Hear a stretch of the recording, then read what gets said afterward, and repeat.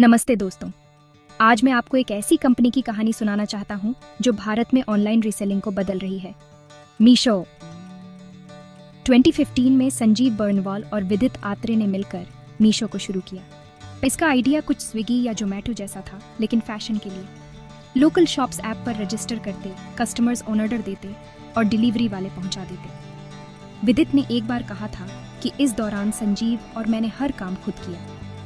हमने हर दुकान की इन्वेंट्री ली, फोटोज खींचे और कैटलॉग बनाए। मैं खुद डिलीवरी बॉय बनकर कस्टमर्स की बात भी सुनता था, लेकिन कड़ी मेहनत के बाद भी हमें कुछ बड़ी खामियां दिखी। कस्टमर्स लोकल शॉप से खरीदने में ज़्यादा दिलचस्पी नहीं ले रहे थे और शॉप ओनर्स अपने आसपास से आगे बढ़ना चाहते थे। इन चैलेंजेस को समझते हुए उन्होंने अपना रास्ता बदला। 2015 के अंत तक फैशनेबल बन गया मीशो।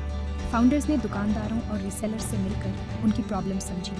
बहुत से लोग पहले से ही व्हाट्सएप से बेच रहे थे, लेकिन सिर्फ अपने इलाके में। इनमें से ज़्यादातर शॉप्स घर से महिलाएं चलाती थीं। मीशो का नया बिजनेस मॉडल इन्हीं बातों को ध्यान में रखकर बनाया गया। महिलाएं बिना इन्वेंट्री के घर से रीसेलिंग शुरू कर सकती थीं और छोटी शॉप्स पूरे भारत में डिलीवरी कर सकती थीं। मीशो ने डिलीवरी, COD ऑप्शंस और रिटर्न्स सब हैंडल किया।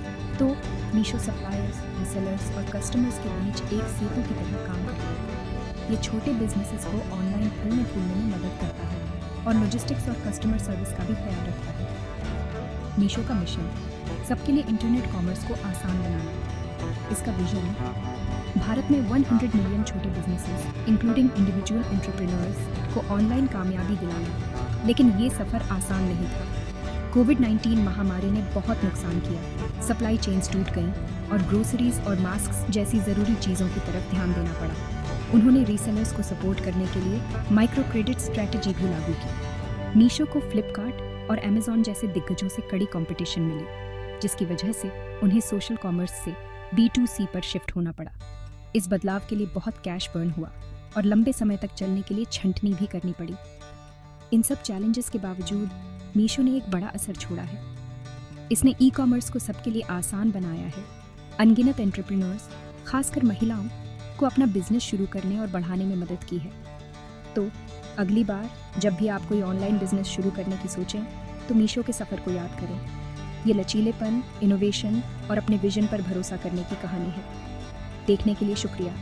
अगर आपको ये वीडियो अच्छी लगी तो लाइक, शेयर और सब्सक्राइब करना ना भूलें। अगली बार तक